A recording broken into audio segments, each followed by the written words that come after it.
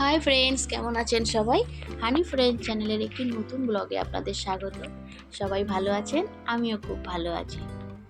আর এখন বাজে সকাল 7:30, আর আমি সকাল সকালেই আজকে ব্লগটা শুরু করছি।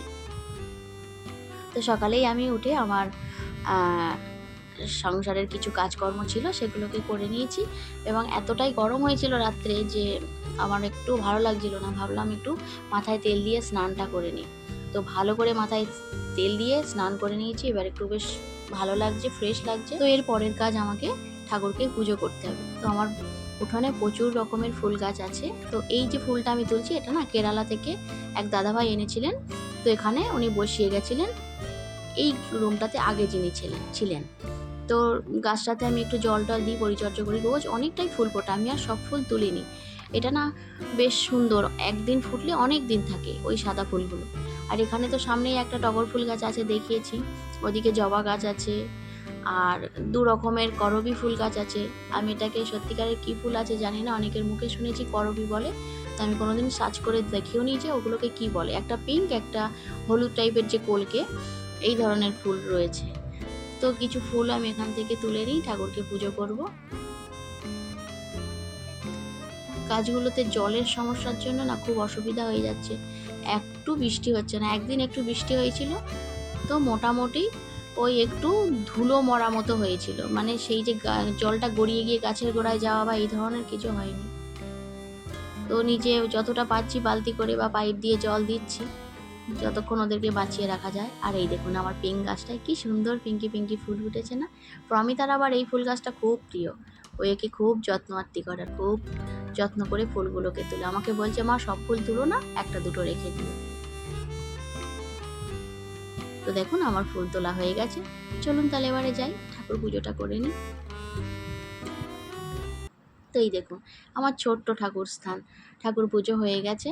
আমার ছোট্ট ঘরের মধ্যে একটুখানি জায়গাতেই আমি ঠাকুরের একটু বসার জায়গা করে রেখেছি। আর দেয়ালের গায়ে কয়েকটা এরকম ঠাকুরের মূর্তি আছে। আর পঞ্চমুখী হনুমানটাকে আমি ঘরেতেই রেখে দিয়েছি।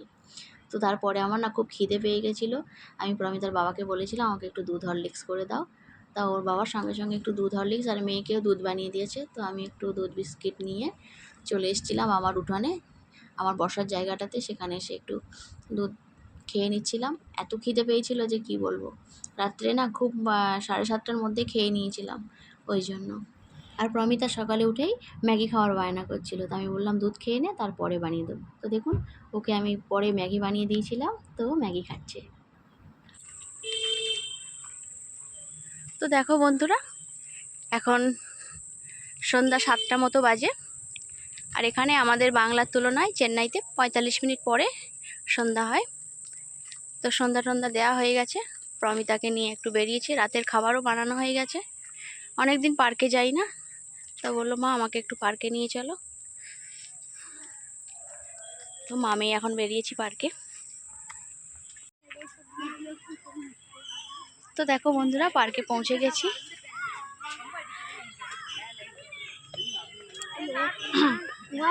আস্তে আস্তে নামো বাবা, পড়ে যেও না জানো।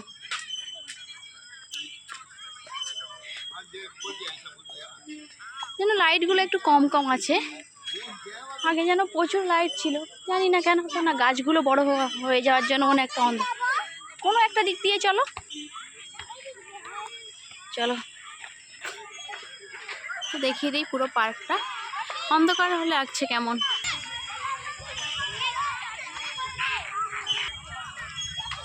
তো দেখো পার্কে মোটামুটি ভালোই লোকজন আছে। স্যাটারডে সানডেতে কিন্তু বহুত লোকজন হয়, একটু মানে কি বাচ্চারা খেলার জায়গা পায় না, তো আসি না স্যাটারডে সানডেতে। এখনও জলের ফোয়ারাটা স্যাটারডে সানডে করেই চালানো হয়। কি সুন্দর, একটু জল কম আছে বাবা।